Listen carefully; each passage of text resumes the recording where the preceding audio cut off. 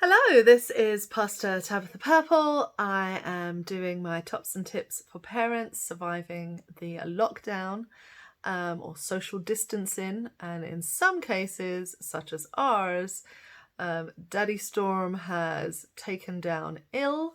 He started coughing last night, y'all. I thought I was gonna break out in sweats just looking at him cough. I was like, no, you cannot be sick. We are a 2-person team. There are 3 of them. We need all hands. But he's gone down sick, so he got quarantined. He got isolated to the attic. We just cut him off from the family straight. None of us want to be ill. But we also recognize that while we think it's just a simple cold, that seasonal, coughs and colds that you get, we don't think it's anything serious. He doesn't, he's a stay-at-home dad, doesn't socialize with many people other than the children. We recognize that for other people, it's really off-putting to have somebody who's coughing, because they don't know what it is, and it just frightens people. And so we felt that the socially responsible thing to do was just to self-isolate. Everyone else in the family is fine. The kids are fine. I'm fine. But there's been a lot more talking today from one person. So my voice is a little hoarse, I think, because all I've done is repeat myself all day. Today was actually very good.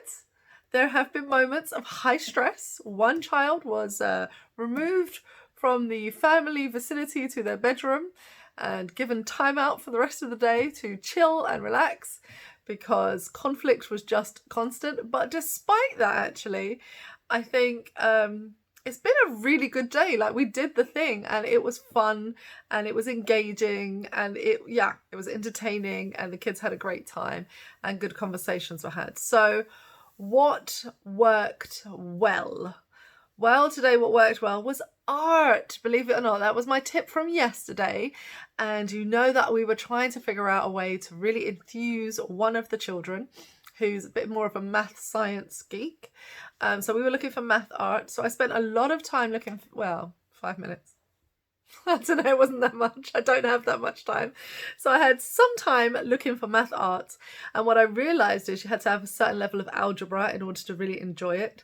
And he's a little bit too young for that level of algebra. So Fibonacci numbers and all sorts of, it was lovely, but it would require me to then do intensive work in teaching algebra, which I'm sure would be perfect for him. So if anyone wants to do a video chat and teach him algebra, I'm all for it.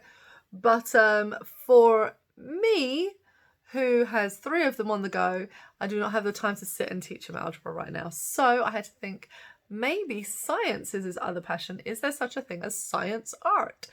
And it turns out there is. And we found a really easy science experiment we could do. I want to stress easy because I needed to start slow and easy, and this was really easy. It's called chromatography.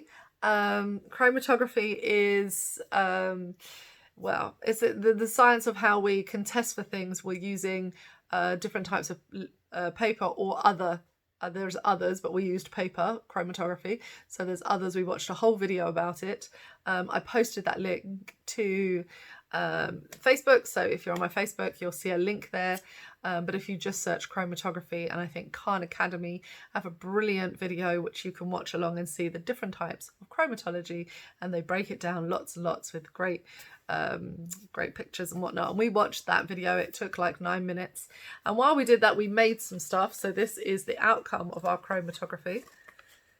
It came out really good.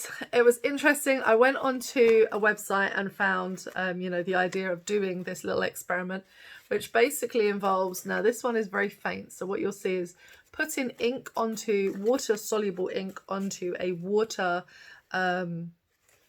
conducting paper. I think that's the best way of describing it. They say use chromatography paper, but since we're on lockdown and I don't have that lying around, they also suggested I could use coffee filter paper. And we had a pack of coffee filter paper which we've never opened because that's just like standard. Every Dutch household, I think, has coffee paper in it. Maybe because we don't use it, or you do use it even if you don't drink coffee. I'm sure it's just sitting in the cupboard. That's my theory on coffee paper in the Netherlands. But anyway, what you can do with that paper apparently is do chromatography, and look how pretty that comes out. And we managed to get all 3 children of 3 different age groups to try the task. And it worked really well. It was so easy, so simple, but it was really engaging, and it gave lots of questions, and there were lots of moments to discuss. So science art is apparently a thing. You can look on Pinterest. That's what I did.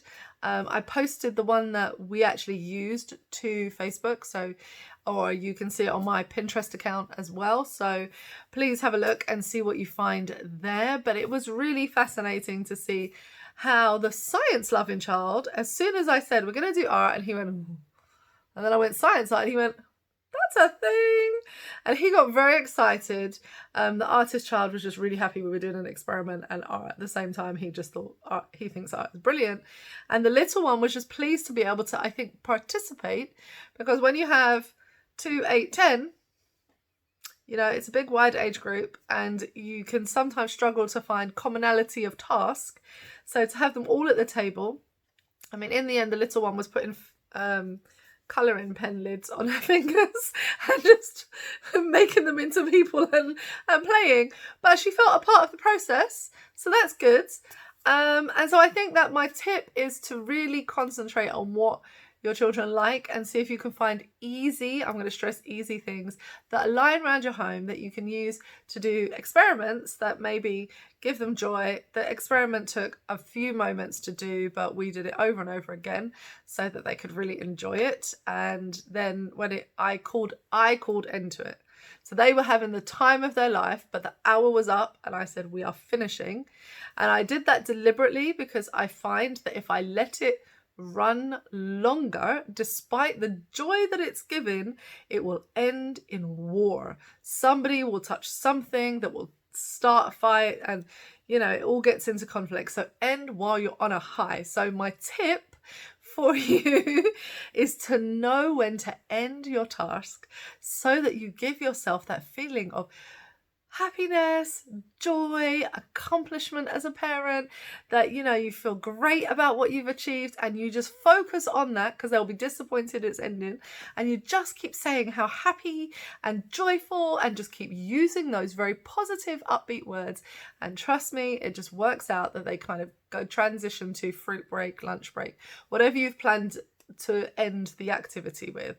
So I generally end with a food activity, because that then means that they're often hungry, and they will feel more inclined to end despite their disappointment, because they're going to eat. So that's my little secret. So my tip is today's tip is just to pace yourself, and to know when an activity is finished. So you've done it, you've completed it, there's joy, and finish with a happy note, so that you don't finish with fighting or arguing or spilt water or whatever, you know, explosions, etc. So that's my tip for today. Tomorrow is Sabbath. We're going to have a rest. I'm going to do 2 more parenting videos, so watch out for those, because actually there are 2 more things I want to talk about. All right, have a lovely evening. Bye bye.